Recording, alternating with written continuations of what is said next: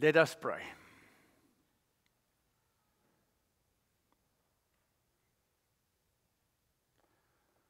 Again, we come to you, and what a privilege to be able to step into the presence of God in this way. You always are with us, but then you invite us to come and be a little bit closer to you. And as I said earlier, to come and sit with you. We will hear in a moment how important it is for you to have a meeting with us. The moment of silence, the moment of stepping away from all the other things. To talk about things that are really important to us and to your kingdom. So thank you, Lord, that we may have a place and a space like this where we can hear you, where you can do your work, where we as your family can sit together knowing that we are brothers and sisters in you. But Lord, today we're going to look at a section again in the book of Mark that has to do with you personally. And I can only thank you for your grace. We can only thank you for your extreme patience with us. As I need to share these things, I ask that what I need to say will be not from me, but will be from you. And may your Spirit then help all of us to grasp something of what you would like us to see, know, and change in our lives. So that as we leave this place, we will be a bit different because we sat with God. Amen. There's a word that is become quite popular the last few years. Lots of people start to use this frequently. And it's the word narcissism. Man, I've been doing counseling a lot, but in the last years, 4 or 5 or 6 years, everybody is married to a narcissist. Everybody's surrounded by narcissists, and somebody once said, you must be a narcissist to complain about all the other narcissists around you. So what is a narcissist? What is it really? It's somebody that walks around really entitled. We do not have any of those in our country. It's people that are extremely self-centered. You do not have any of those in your family.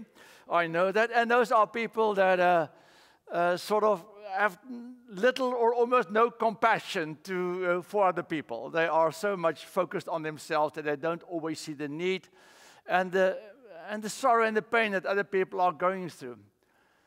One of the problems with a person who's a narcissist is that they really struggle with relationships.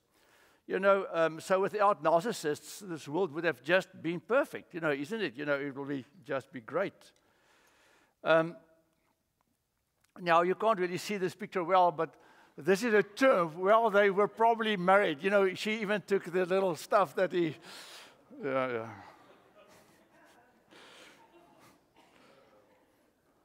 Even though this word is really now new, and people start to use this, the problem is not new, is it? We have just now found a very nice term to sort of describe something that is so extremely part of who we are, our human nature. Because that's who we are. We are people that are, in a sense, all a little bit self-centered. All a little bit narcissistic. If you go and read what they say about narcissism in the world of psychology, they would say that it's like many other things, we are all on a scale. None of us can say we do not have it. It's just where you are on the scale. And as I was thinking about this and reading more about this for a reason, not really always related to my sermon, I realized, but in a sense, what it is describing is human nature at its best. A baby born the biggest narcissist ever. It's all about themselves. I'm hungry. Wah! I'm wet. Wah! I need attention. Wah! Isn't that? They make sure that they get all the needed attention that they want. Sometimes deserved and sometimes undeserved, but they want it. Part of human nature. Today in this section I'm going to read with you, we are going to discover something about us. And I had to discover something about myself that was so true. And I had to find out what is it that God wants to say to you and to me then today through this section. Mark chapter 9. They went on from there and passed through Galilee. They did not want anyone, or he did not want anyone to know it. For he was teaching his disciples, saying to them, the Son of Man is to be betrayed into human hands, and they will kill him. And 3 days after being killed, he will rise again. But they did not understand what he was saying and were afraid to ask him. Then they came to Capernaum. That's a small town just north of the Sea of Galilee. And when he was in the house, he asked them, what were you arguing about on the way? But they were silent, for on the way they had argued with one another who was the greatest. He sat down, called the 12, and said to them, whoever wants to be first must be last of all and servant of all. Then he took a little child and put it among them, and taking it in his arms, he said to them, whoever welcomes one such child in my name welcomes me, and whoever welcomes me welcomes not me, but the one who sent me. This is the word of our Lord. So I believe when the Lord came to this world, he came to really model a way of living to us. He came to model life to us in many different ways. So I think he wanted to set an example about everything to us. So in this section, we find an amazing, I think, important message that the Lord wants to share with us. The first one is the one of a family meeting. A family meeting means that you step away from all the things that can be a distraction, and you actually have a proper conversation with the people that are very close to you and very important to you. One of the crises that we are in now in the year 2025 is that people don't talk to one another anymore. I find this constantly. People live in the same house. They share all of these things together, but if you talk to them, you discover there's no real structured conversation about anything that happens in this house. They sort of just go with the flow, and eventually things start to go bad, and relationships are falling apart, and it's because they never actually sit down and talk. Therefore, many times when I see people in my office, and even us as a family, I would call a family meeting. Henri and Ferdinand knows it so well. Little Rena, my grandchild, the other day, ran up to Henri and said, we need to have a meeting. So, okay, right. Can't believe it, right. What is this family meeting? This family meeting is when you sit and you talk about the tough stuff. I remember when my kids were this big, small. We had a family meeting and we talked about finances. My kids had to know how much money we made, so they would understand that we are realistically not stupid when we say you can't do certain things or can't have certain things, because that's what we've got. That's the pot we have, and there's no more than this pot that we have. And my kids, their eyes were this big, and somebody said to me, how can you share that with your children? I said, they need to know. Otherwise, they think we're just sort of trying to be mean. And I've discovered that a lot of people, when they are supposed to have this conversation with each other, don't really listen. They don't want to have it. That's why children run away and slam their doors when the parents want to talk to them.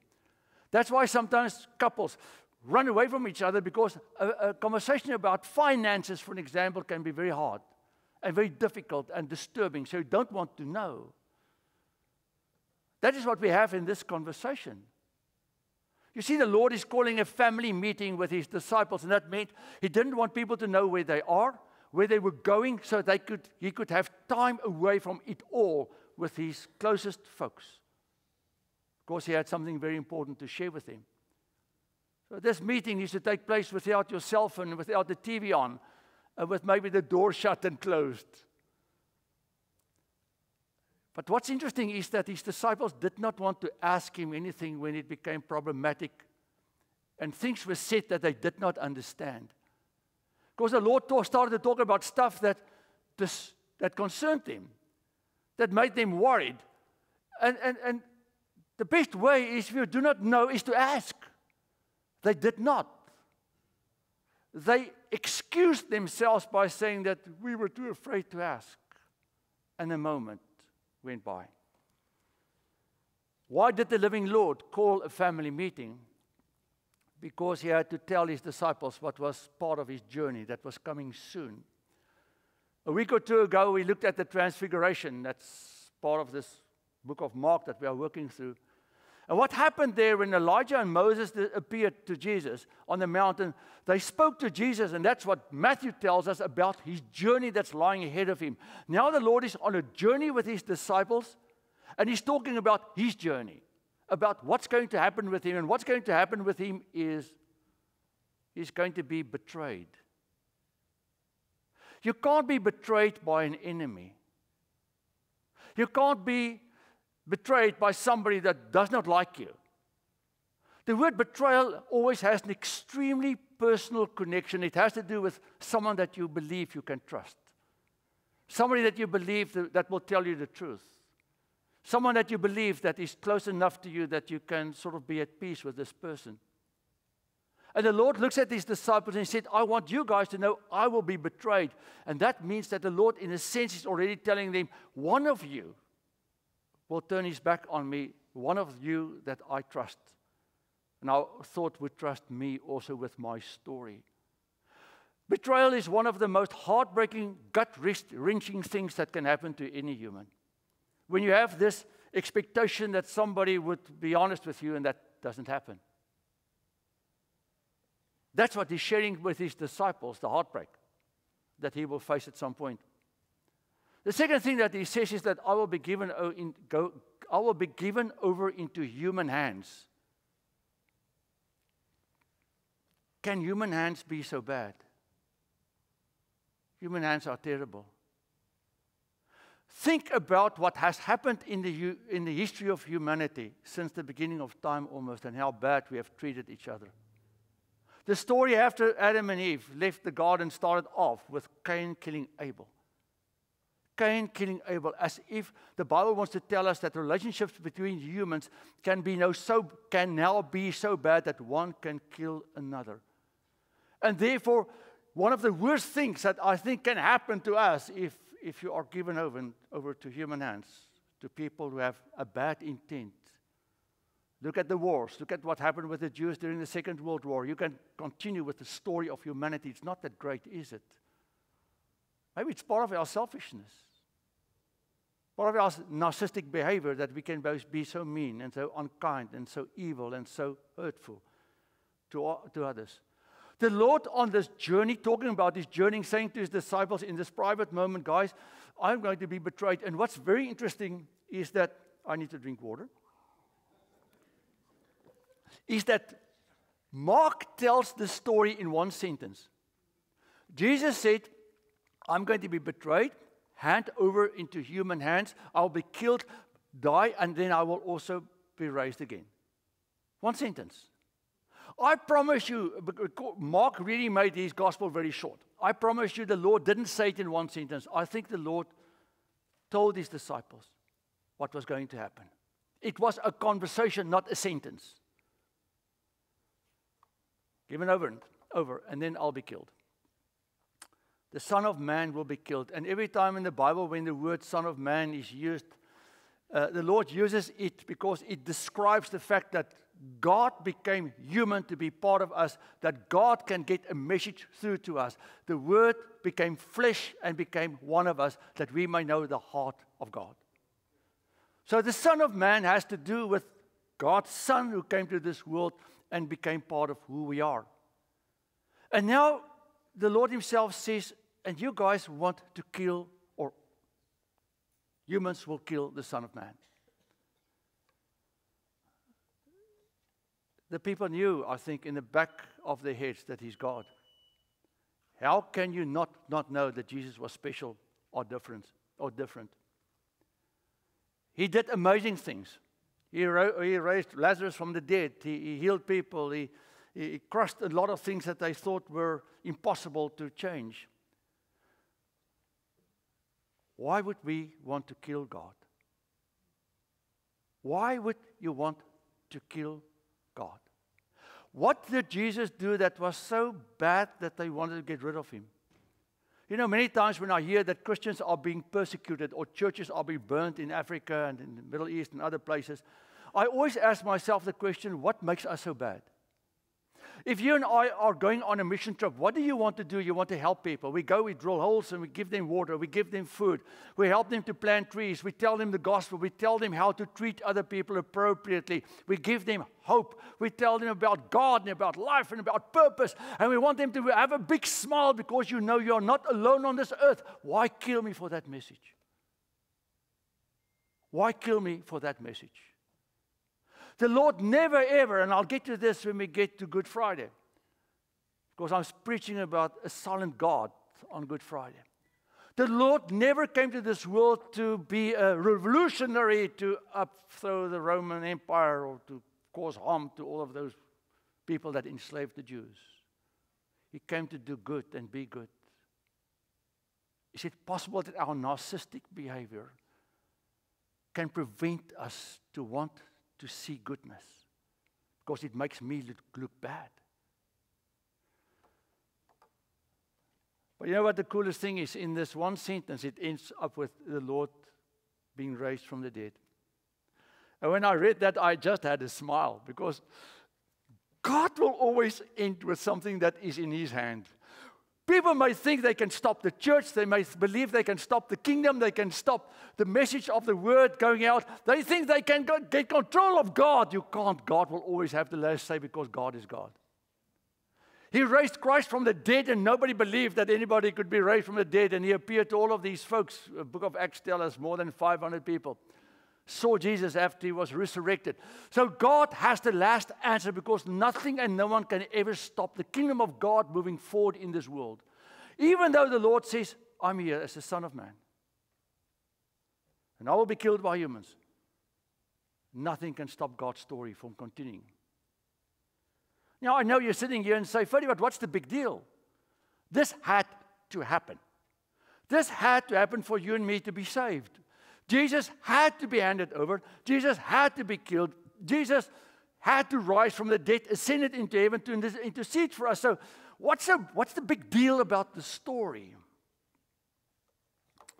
The big deal about the story is that God is telling us our story. God is putting up a mirror.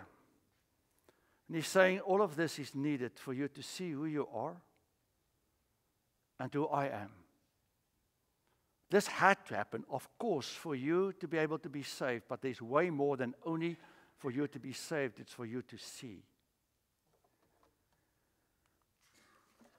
Then the unimaginable moment, that to me was, and I think you all saw that happened there, what happened there. The Lord is revealing His heart in the most vulnerable moment, sharing with His disciples this journey that was not an easy one for Him. Remember now, later on when He was in the Garden of Gethsemane, he was sweating.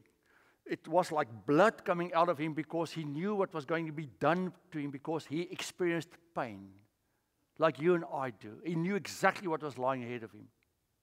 The Lord is sharing His, in a sense, I think, His little bit of fear, His story now with His disciples. What happens with the disciples? In this moment, we see, in a sense, who we are. In this moment, we experience how we can miss what God wants to say. But then we also find in the story the way that God treats us. So think for a moment that you were completely cast aside. How hurtful that is. And Jesus knew what was going on. I'll get to that in a moment. But what do we find from Him? Again, grace. So when the Lord got to this house, we believe or think it may have been Peter's house in Capernaum. Again, He's waiting for a moment of quiet, of silence, away from people. He looked at His disciples that He was on this journey with, and He said to them, so what were you guys arguing about? So He told them His vulnerable story.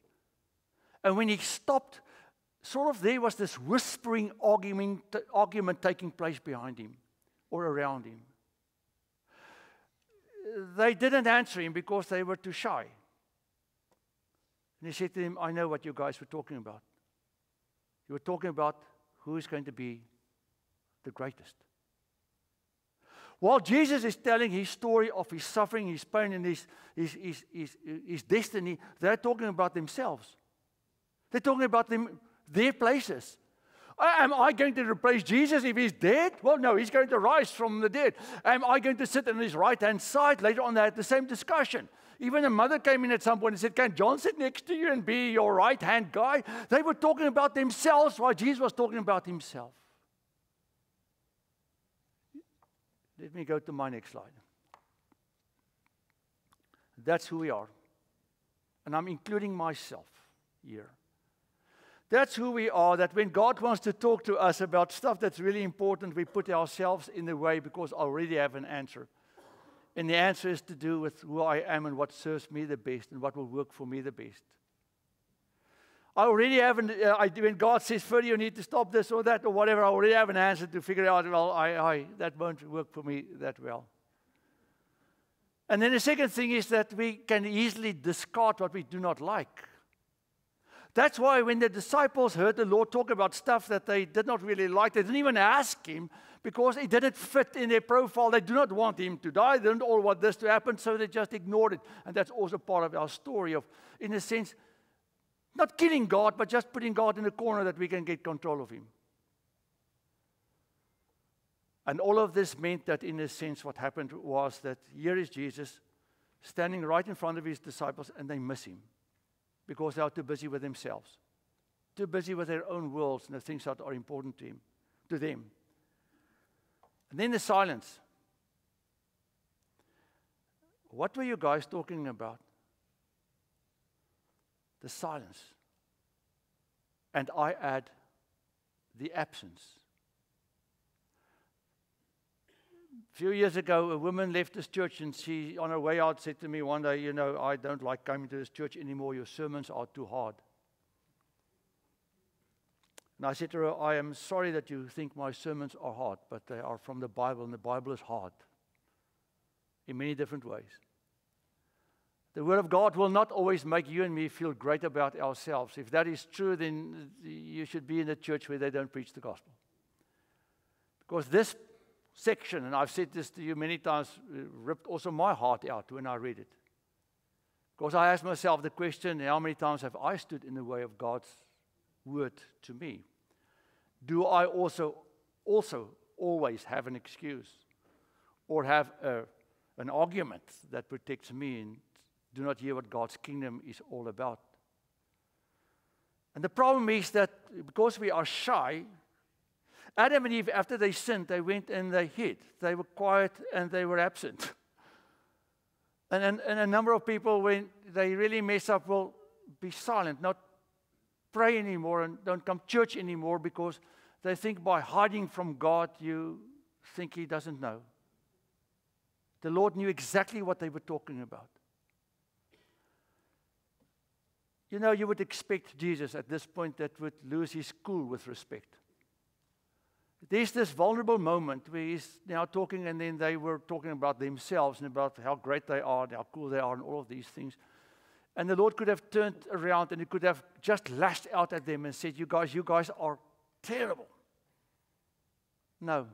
He moved immediately to the next step by giving them an instruction to help them. And in this, I see the utmost grace and patience of God with us. Do you know why you and I can sit in this building today? Just because of the grace and the love and the kindness of the only holy living God.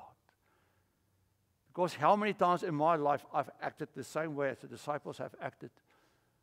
And God could have just wiped me away and said, Freddie, I'm done with you. But he says, come and sit with me, my child. Let me teach you a lesson. And what is the lesson? Stop talking about how great you are and start thinking about how great you can be in serving. He says to be the first, you need to be the last.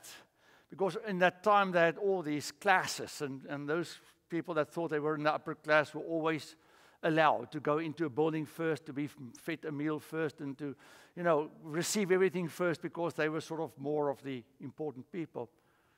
And now the Lord comes and He says, but it needs to be flipped in the kingdom of God. In the kingdom of God, it's irrelevant who you are. God is not interested in who you are, what you've got, what your title is. God is interested in serving others through you. And therefore, in a sense, what the Lord is teaching His disciples here is that you need to outserve the other person next to you so that eventually the kingdom will be served. And then He takes a child, and the Greek is an amazing word here. The Greek word for what the Lord did was He actually put the child in His arm like this. And He said, this one needs to be accommodated by you, needs to be accepted by you. And the problem is that children had almost no value. To us, children has this amazing value. If anything happens to a child, the world almost stops. Not there.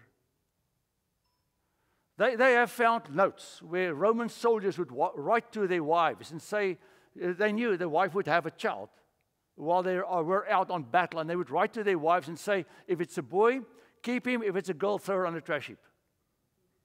That's the value that a child had during those days.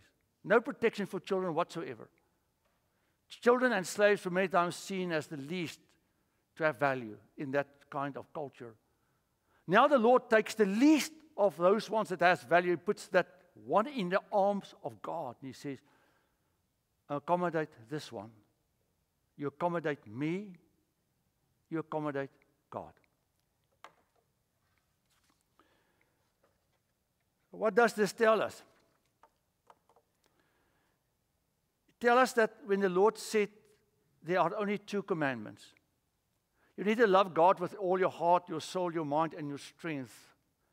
It means that you and I need to think for a moment in my life, how important is God to me? God should not only be important to me so that I can go to heaven. God should be important to me that I can have a relationship with a dad in heaven, and I want to be with Him because I know His heart. That's why Jesus came to this world, that we may know that this dad in heaven actually knows our names. He knows where we live. He knows everything about us, and He wants to just have a conversation with us. He wants to be with us. He wants us to be with Him. That is what it means to love God with all your heart, mind, soul, and strength, is to realize, but it's not something I'm worshiping, it's someone that I'm worshiping that has this amazing relationship with me, that relentlessly wants to pursue a relationship with me. But then the Lord says, and then you need to love your neighbor as yourself. Because the living Lord and God knows our nature is to love ourselves. And that is exactly what narcissism is. Is to love ourselves. And that's who we are. That's who I am. I would always do the best probably for myself to make sure my life works out okay for me. God says, however you think about yourself now needs to be applied to everyone next to you, that's around you. What does it mean practically? And I've said this to many couples in my life. You know, if you look at families, they have a sort of a structure. There are these expectations that a husband, he's supposed to do this, and the wife's supposed to do this, and the kid's supposed to do nothing. No, I'm just kidding. But I've many times said to couples, do you know what the biblical standard is for us?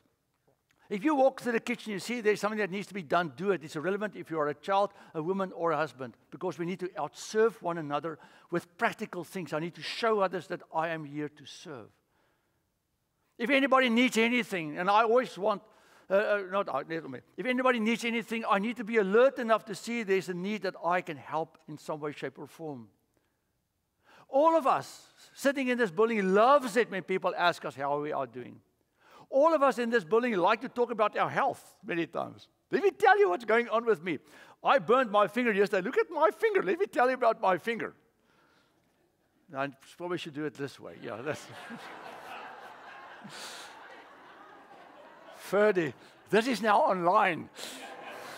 Look at my finger, how I burnt my... Wow, right. But all of us like to talk about our health. All of us like to talk about ourselves. I said to Louise, the most disappointing thing to me is we were in America for a while and we went back to South Africa for the first time. And I met some of my congregants, and you know what? They would say, hi, Freddie, how are you guys doing? And we said, okay, and how are you guys doing? And you can ask Louise for the next 30 minutes. We would hear about their life and their story. And after a while, Louise and I would walk away and I would say to her, none of them asked us, are you okay in your new country where you live. And I just smiled after a while, and I was not that disappointed anymore because we expected it. Because that's what people want to do. They want to talk about themselves. Maybe this is the lesson for us today. Maybe we should talk less about ourselves and ask more about others. Maybe we should find out what they need in life, because the Lord says it's not about you being great, it's about you being great in serving. Because as you serve, you start to give value to them in a biblical way, in a godly way. Even though they are maybe not deserving of our attention, our love, and our care, God still asks of me to show enough love and compassion for those. Because our nature is to be the opposite. My final slide. What happened here was the Lord is sharing with his disciples the most intimate part of who he is. That is what the Bible is all about. The Bible is about God sharing with us who he is and what he asks of us. But in the Bible, God also shares with us tough stuff that we do not always like, but he takes us on a journey, a faith journey, as we listen to sermons and as we read our Bible. But for us to see and to hear, I need to stand out of my own way. And my own way is me. Me in its best form. The self-centered, self-focused, self-serving me. And that's what I think the Lord tried to teach his disciples. With patience, kindness, grace, and forgiveness. Guys, you missed a little bit what happened there, but let me tell you what needs to happen there. Please go and serve. Maybe then you will understand who you are. Amen.